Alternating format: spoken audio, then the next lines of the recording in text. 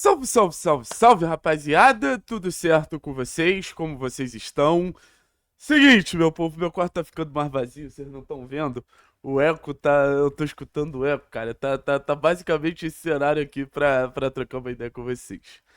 Mudança aí nos próximos dias, onde estarei mudando de casa. Mas vamos lá falar um pouquinho sobre C3, porque temos atualizações. No caso C3, eu vi que bastante gente tá confirmando o acerto do caso C3, mas no final das contas aconteceram novos entreveros que eu quero dividir com vocês e principalmente, você ainda não tem um acerto do C3 com o Atlético. Caso C3 e Atlético, aquilo que a gente já tinha conversado, a situação ela não mudou. Existia expectativa que andasse nas últimas horas, mas ainda falta chegar a um acordo de uma proposta no sentido dos bônus, né? E assim, só para contextualizar para vocês entenderem o macro, o Atlético ele recebeu uma ideia. A gente fecha por X valores. O Atlético mandou uma proposta menor, obviamente tentando negociar. O fato do Atlético ter tentado uma proposta menor gera esse tipo de contraproposta pelo lado do C3. E então o jogador ainda não deu o ok pro acerto com o Clube Atlético Paranaense. Minha opinião sobre o assunto, eu vou falar que é normal, cara, mas assim, o Atlético ele tenta baixar financeiramente a negociação do CT de todos os lados, assim.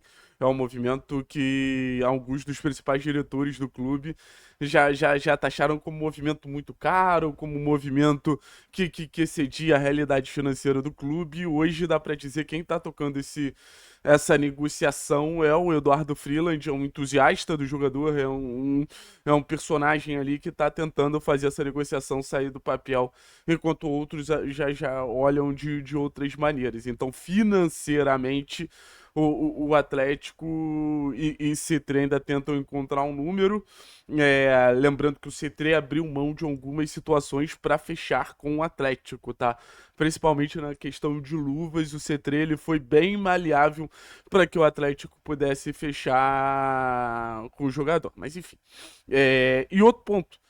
Existe ainda uma discordância que talvez hoje seja, nas últimas horas, a notícia que soe mais negativa possível para o Atlético, que é a situação da divisão entre Medellín, que tem porcentagem do jogador, e o Estudiantes. Isso pode ser um grande problema? Pode ser um grande problema. Isso vai ser um grande problema? Não sei. Só as horas elas vão poder confirmar para a gente toda a situação envolvendo esse entrave. O que eu ouvi é que o Estudiantes quer ficar com uma parcela maior do que o acordado. Que o Estudiantes quer ficar algo por próximo de 3,5, 3.700 em relação ao C3, enquanto na teoria seria uma divisão um pouco mais igualitária ali do valor para que cada parte ficasse com uma porcentagem mais equilibrada em relação ao C3. Ai, Thiago, mas essa novela tá insuportável. Ai, Thiago, mas eu não aguento mais essa novela. Ai, tudo bem, eu também não. Mas enquanto tiver informação, eu vou tentar trazer aqui pra vocês. Eu, assim, se dependesse de mim, eu, porra, tentaria tirar o máximo de peso dessa negociação, assim. Porque o meu medo agora não é nem o C3 fechar, o C3 não fechar, eu acho que vai fechar. O Atlético ainda está muito confiante no acerto com o C3. Não é um Atlético que, mesmo com esse último imbróglio envolvendo Medellín e Estudiantes, passa a ficar cauteloso ou passa a ficar desconfiado que vai existir um acerto entre Estudiantes e C3 e Atlético. Mas tá criando um peso muito grande no jogador, né? No final das contas, está se criando um peso muito grande no jogador. O jogador, ele tá acabando de assumir uma responsabilidade que, cara, vamos ser sinceros, vai pautar a relação da torcida com ele. Então, o Atlético, ele precisa ser muito. O Atlético precisa ser muito certeiro, podemos dizer assim, nessa chegada do C3, caso a negociação se oficialize, né?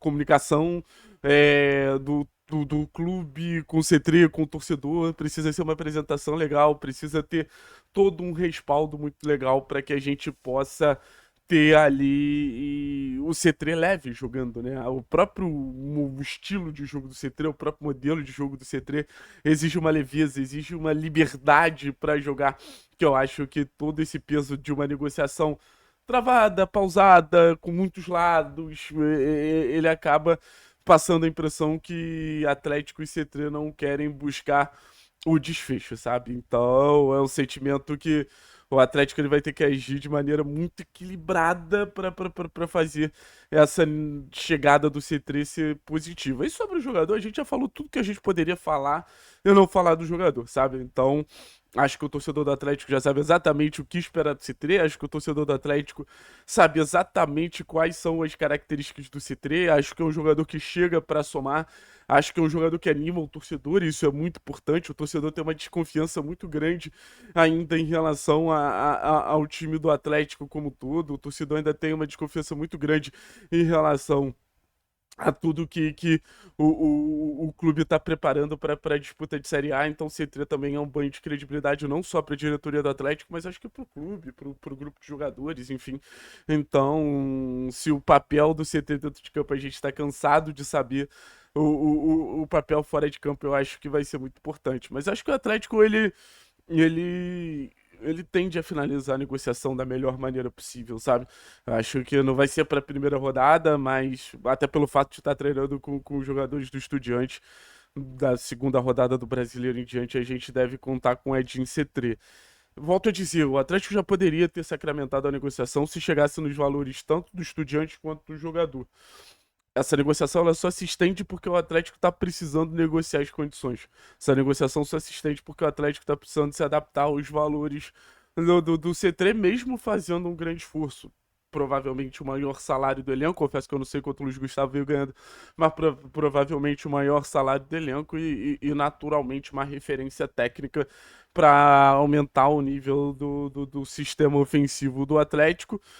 Eu vi até alguns comentários na internet, né, em relação ao C3, que o C3 precisaria aumentar o número de participações em gol para se justificar uma contratação tão cara por parte do Atlético. Porque você olha torcedor de Grêmio, torcedor de Inter, olhando para esse contexto, para essa situação do C3 e achando o jogador num preço elevado. E eu concordo, assim, acho que o C3 com 10, 12, 15 participações em gol por temporada, eu não sei se ele vai convencer o torcedor, lembrando que era mais ou menos uma média que Canóbio e Coelho tinham. Coelho um pouquinho mais, Canóbio acho que já vem de 3 temporadas com mais de 15 participações em gol.